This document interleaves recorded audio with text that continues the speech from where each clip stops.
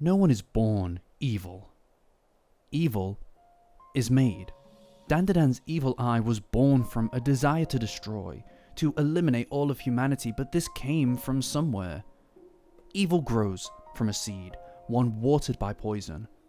So let's follow it to its source through its twisted, thirsty roots to discover the distorted heart of this avatar of despair. The irony of the evil eye is that once his heart held no evil at all, only hope. When the eye enraptures Gigi, we see his backstory, his life when he was just a boy. Sectioned off and isolated from the town, he's trapped in a small hut, an outcast made to live alone with the absolute minimum in life, barely enough to sustain him. But he carried one thing in his heart: hope. He was someone who lived in hope, a hope that endured across so much pain. The boy would sit in his cell and watch other children play and dance together and wish so deeply to be a part of that. To be normal and accepted. To dance and to play. We see this as he lives vicariously through these kids. In watching them play together, he reenacts it himself, dancing alone in his cell and smiling. Smiling at the thought of participating, shrouded in the moon's purple hue that will one day engulf the existence that he has as a yokai. Watching is central to the story of the evil eye. He looks upon them from his cage and finds joy. A far cry from an evil stare, but rather one that carries joy upon seeing those that are lucky enough to be considered normal. Because he isn't normal. We aren't shown why he was separated and isolated from the rest of the community, but the anime shows us something. That, well, he looks a bit different. White hair and pale skin, it doesn't really matter why, because in a fearful world, different is dangerous. And for prejudice, that's all it takes. It's enough to view him as not one of us, but one of them, the other. Cruelty enacted under the masquerade of protection from the other. Violence undertaken to remain pure from the cursed taint of the other. Hatred rooted in the fear of the other. What scares us becomes what we erase. We see it then, we see it now, and through every stage of human history. The ones that look different, the poor, the voiceless, the other. Flattened into monsters so we can sleep soundly. Outcasts are so central to Dandadan, and the pain that those on the fringe of society feel, the outgroup expelled from cultural normalcy, is at the heart of this story. Misunderstanding, disinformation, and superstitions that lead to very real consequences. Consequences that we see here. The boy is ritualistically sacrificed to the Tsuchinoko to stay the volcano's wrath. After all, this boy is so different, surely that must make him wrong.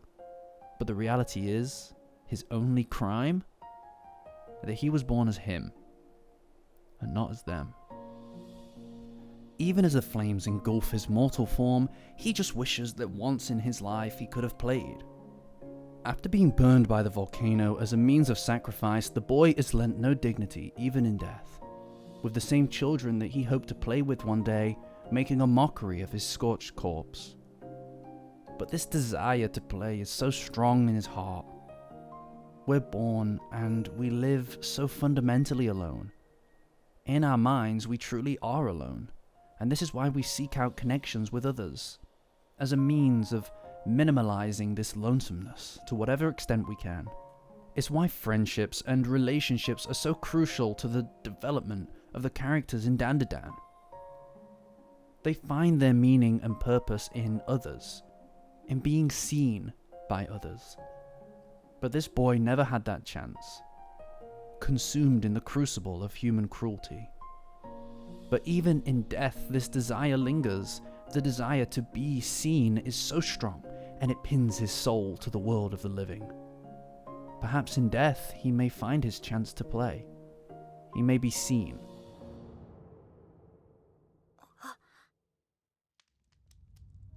The boy becomes a spirit, forced to exist within the boundaries of where he lived. But time passes, and a new family live there now. In this family is another boy, similar to his age, so he takes a chance, the opportunity to befriend and dance and play with this other boy, only for his parents to succumb to the psychic waves of the Mongolian death worm. More time passes and the same cycle of suffering is relived over and over again. And all this time he remains. In Japanese yokaiology, time is a significant factor to the development of a yokai. All things, people, animal, and objects alike have a lifespan, a period in time in which they should exist. As time passes and they surpass these boundaries, superseding their life expectancy, their essence thins. The core of their selves is stretched so long until they lose themselves and start to become a yokai. The boy exists for so long, the core of his personhood thinning over the centuries, signified by the growth of his hair. Just like with Acro's Silky, the boy starts to lose himself somewhat. Everything but the strength of that feeling that pins him to the earth. Our souls are not made up of logic or reason, it's emotion that defines us, and so that feeling of desperately needing to be seen subsists. Those feelings of hope just grow, like his hair, into desperation, until one day he meets another boy who finally reacts to his presence. He hopes that this may be his chance, his desire to succeed is reinvigorated. Until the same tragic cycle consumes this child's parents too. The Kitos bury the boy beneath the earth to be consumed by the Tsuchinoko, and the spirit of the boy tries so hard to untie him, but he's a ghost and he can't interact with the world. And his hope snaps. It finally distorts and morphs into something else. All feelings have two sides, but opposites are more closely aligned than you can imagine. Love, when scorned, can easily become hate. Kindness, when rejected, can so quickly become malice. But how long can hope endure when it is proven to be hopeless?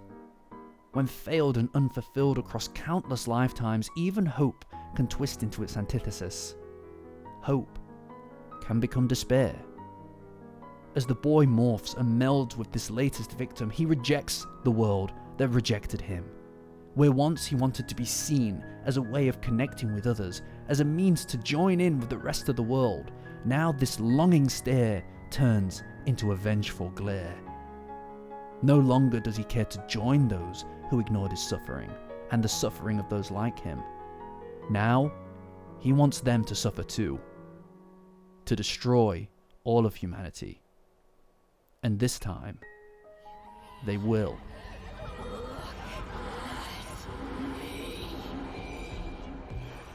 The evil that the eye holds stems from hatred, one born from the complete rejection of a better world.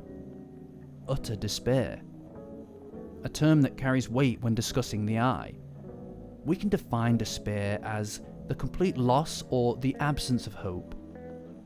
A central idea to the evil eye's very being, and it goes beyond just a feeling. Because this is more than just emotional, it's inherently existential. Despair is what remains when hope is exhausted, spent completely, and memory becomes such a painful thing. And it is this despair that recontextualizes his pain. Because before, this boy could watch the other kids play, and through hope, he could tell himself that it's okay, because one day he'll play too. Even as a spirit, he could still connect with the kids in the house, a reflection of the hope that maybe even death can bring with it some kind of joy. But losing this hope changes and distorts his history into something far more painful and far more cruel. Because there is no light at the end of this tunnel. As he watches the same cruelty happening across the years to so many others just like him, the spirit of the boy comes to the conclusion that this is the nature of humanity, a species that can offer nothing but cruelty. Seeing the same thing happen to all of these other boys, what other conclusion could he reach? What hope is there for anything better than this? The evil eye's hatred for humanity is born from the deepest of unhopes, a complete rejection for a better world. So it's better to burn it to the ground. When he watches the boy, this next victim, the evil eye's desire to be seen becomes a demand to be acknowledged. When the evil eye possesses Gigi, we see that his powers are driven by the despair of all those who died to the tyranny of the Kitos as sacrifices. The cursed house and the ball of despair are both literal and figurative representations of how the evil eye weaponizes despair in his hatred. Yet more crucially, it provides a tragic insight into his lingering motivations. Because the truth of the evil eye is that even with all of this, he still sort of longs for connection underneath it all. Just of a different kind. He draws his power from others. His despair is relational, not isolated. He feels for and with the others who have suffered like him, showing how his desire to connect, even now, still runs deep. And the anime provides us with powerful imagery to match this. Like I mentioned earlier, his hair grows, a reflection of his loss of self and the thinning of his existence, but, more importantly, this is a visual metaphor that serves to showcase the way in which the eye connects with suffering. His hair becomes a web, capturing the pain, sorrow, and despair of all the others who died. He connects with them, ensuring that he will see their pain. And as more victims pass, so too does his hair grow, to connect with them too. And in a sad, twisted way, this is a connection. The evil eye's despair isn't solitary. It's braided literally into the hair that grows endlessly from his body. Each strand a witness, a revenge. Because he couldn't stop the world from harming them, but he can harm the world back. An avatar of despair. His revenge is manifested in his namesake, his evil eye, because the boy behind the evil has always watched and witnessed and stared. When he was trapped and alone, he would watch kids from his prison, and it is this watching that would one day turn to a glare that would define the rest of his existence. The evil eye doesn't simply hate what he sees, he longs for it. The sight of children playing, forming bonds, reaching out to one another, these are not just reminders of what he couldn't have, they're temptations, possibility, a glimpse into a life that he could have lived in another world. A world where somebody cared, and somebody saw him. And that's what makes his despair metastasize into something far more violent, envy.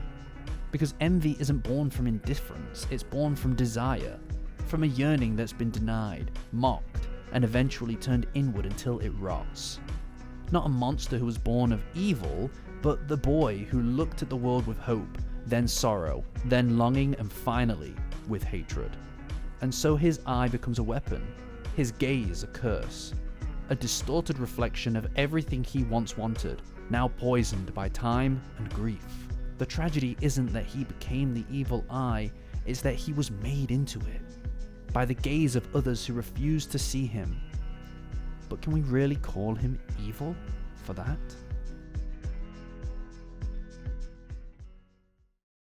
So what is evil? Let me explain. In most Western religions, evil is seen as a force to oppose God. It's a rebellion against divine order. Evil in these stories is to be resisted and corrected, redeemed through divine judgment and moral discipline, because in the end, God will triumph, and evil will be vanquished. But a lot of Eastern conceptions of evil don't work this way. Religions like Hinduism and Buddhism don't frame the world as a battlefield between good and evil. There is no all-good God facing off against an all-evil enemy. Instead, evil is more subtle, more cyclical. It's not a moral failure, it's an imbalance. It's not sin, it's suffering. Evil is born from ignorance, from hatred, from attachment, from the poisons that corrode the soul. And like all poisons, it harms the vessel that carries it too. In these worldviews, those who commit evil are not monsters, they're just people in pain. People caught in a cycle that they didn't ask to be a part of. Just like the evil eye. Ignored, forgotten, left to rot in the cracks of the world, he watches others suffer just as he did, powerless to help. Until that helplessness curdles into hate. A hate that tells him to lash out, to destroy the world that destroyed him. But this makes him a part of that cycle. Ultimately, the evil eye, a boy who was isolated, used, and exploited in order to be sacrificed for a higher purpose, does this exact same thing to Gigi in order to take him as a vessel.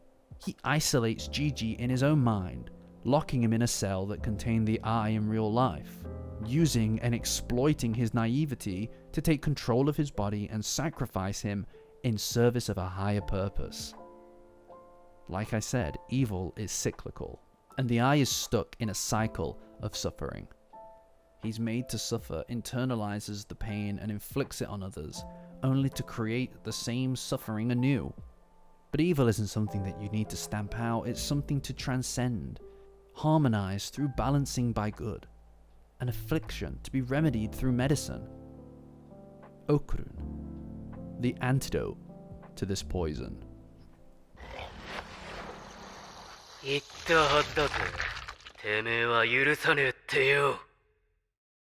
Okarun is the perfect antithesis to the evil eye. Where the eye has given up on everything, scorched by a world that showed him only cruelty, Okarun stands to protect it, because he has everything to lose. Upon controlling Gigi, the eye attacks Momo, his first victim, but Okarun throws himself between them. The purple hue that engulfed the room fractures, shattered by a pulse of red strobing fire. A visual tug-of-war between despair and defiance. It's not a battle for the world. He doesn't fight for some abstract idea like justice or some hope for mankind. He only fights to save his world. Just her. Momo. It's direct and personal. He doesn't hope blindly, he hopes stubbornly for her. And that's enough to drive him to fight the eye. A foe of overwhelming strength. Because they're the same. On some level, he is just like the evil eye. Okarun has been alone for so long. He was cast aside and rejected from the world just because of who he was. But then somebody looked at him, really looked, and saw worth where the world saw none. She brought colour to the greyness of his existence and showed him what it meant to feel connection, to be valued, to be seen. Everything that the evil eye never had in life. He is what the eye could have been if only somebody had seen him. Okarun is the cure, an antidote to the entropic despair, hope incarnate. Their battle becomes a collusion of metaphysics, a battle of two opposing wills. Despair versus hope, loneliness versus connection, hate versus love. Unlike the evil eye, Okarun sacrifices as a choice. He sends Momo away knowing that it might cost him everything, because protecting her is worth that cost. And in turn, Momo reaches for him, holds his hand and promises to return. And in that promise, Okarun finds his reason to keep going. When the eye tells him in detail how he's going to make Momo suffer, how he's going to replay his trauma upon her, we finally see the only way that this cycle of suffering and hate can be ended. Because love is what gives us the strength to endure the unbearable, to push beyond our limits, to force the body to move just a bit longer in service, in devotion to the one that they cannot let falter. Okarun grabs him by the mouth and tells him that he hurt Momo, defiled his friend Gigi, and Okarun goes all out. He pummels the eye, trapped in this room built by the bricks of centuries of despair. Swimming in the purple aura of the eye's hate, Okarun slams the eye against the wall, sending shockwaves of red through the room, overpowering the dominance established by his foe. Energized by the need to win. Because if he falters now, if he falls, then she falls too. Because love has to be stronger than hate. And it is. The house of despair is obliterated. Red light triumphs over purple shadow, and Okarun stands victorious. If hatred is the echo of unheard despair, then love is the answer. Not to the world, but just to a single soul. But this is something that the evil eye has never had. He's never felt love. The evil eye has lived in a life of pain. He has spiritually existed, swimming in this aura of hatred. And now, he is expected to die, to fade away forever, never having had a moment to experience life. Because living is the point of all of this, and love is the answer. Love is the antidote to the poison that rots the evil eye soul. Between friends, family, and someone so special. The gang decide to save the eye, to bring him into their family and give him this chance to play, to save him, to see him, because the eye has never had the chance to be anything but evil. And Dandadan asks us to see him as well, not just as a monster, but as a warning, because ignorance breeds fear, and fear becomes hatred, and hatred becomes violence. It asks us not to look away at the suffering of those that we choose not to see. We feed into it by pretending that we aren't responsible. But we are. And just like the gang, it's our duty to see the lonely, to look at the marginalized, and to reject our differences. To reach for those who suffer silently, before despair takes root, before hate fills their souls, before they turn into another evil eye.